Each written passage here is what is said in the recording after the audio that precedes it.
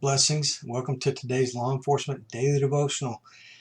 Today we're in Leviticus 21 through 23, and I'm telling you right now, we could spend hours on this because of the takeaways that we're going to get into as we get through this, but we don't obviously have that much time. But I challenge you towards the end where I'm giving you information to do a study on this, because you'll find it unbelievable, just incredible, awesome, but just another one of those things like we had the other day when we talked about the 5 sacrifices and how they equate to our prayer life. We're going to see the New Testament takeaway from what we read today.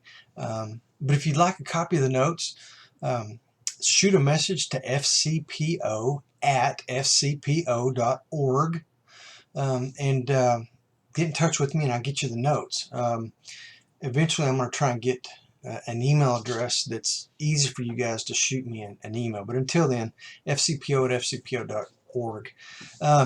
So looking at today, starting in chapter 21, there are regulations for the priest. Now, we've been talking about the rules. This is the book of Leviticus. But the rules turn from the people of Israel specifically to the priest and the Levites and the rules that they have to follow.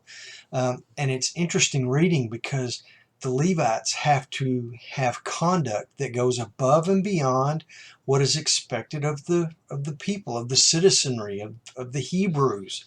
Does that sound familiar? I think law enforcement has to have conduct that is above and beyond what is expected of the normal citizenry. So a lot of parallels there. Sometimes we think our code of conduct goes too far, but man, the Levites had regulations even on who they could marry. We don't quite go that far, so we can't complain about our code of conduct, but still, we're very similar in the fact that we have to go above and beyond in our conduct, and that's so we can be set apart and be different, and we live a life of example. So it's just very cool.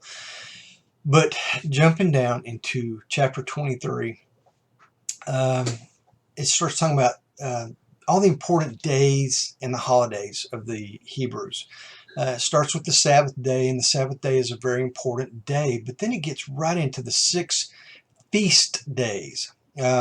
If you ask us what our most important holidays were, we'd probably say Easter, Thanksgiving, Christmas, and you just list all the ones that we have.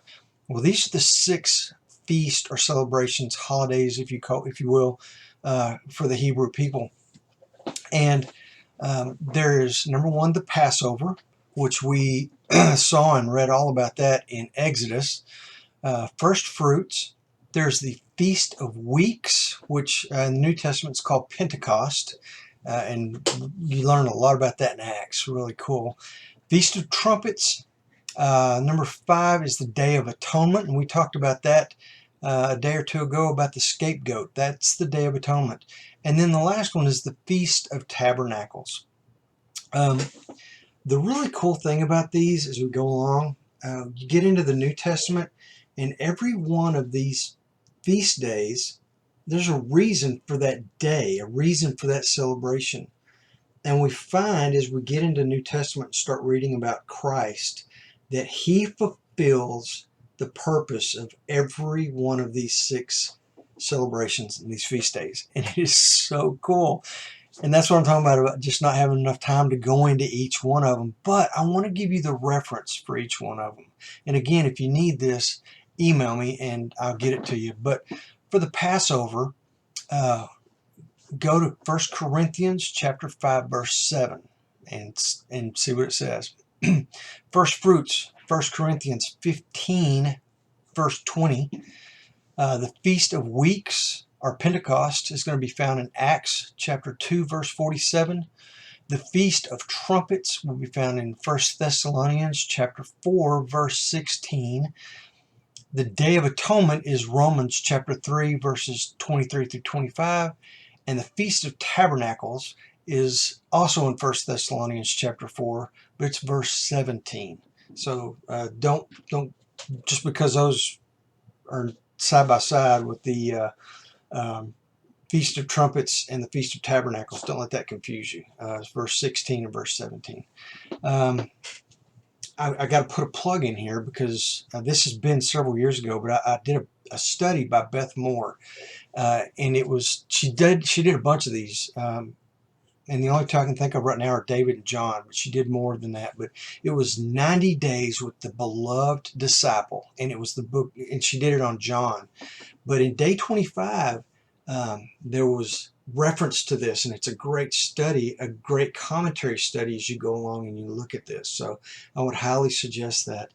But anyway, that is today's takeaway. I wish we had about 2 or 3 hours to go into this because we could spend all day and be amazed at the end of it. It's incredible. Tomorrow we're in Leviticus chapters 24 and 25. So read that tonight, or as soon as you get done watching this, or tomorrow before you come back and watch the next one. And let's look for God's word to law enforcement. So you guys be safe.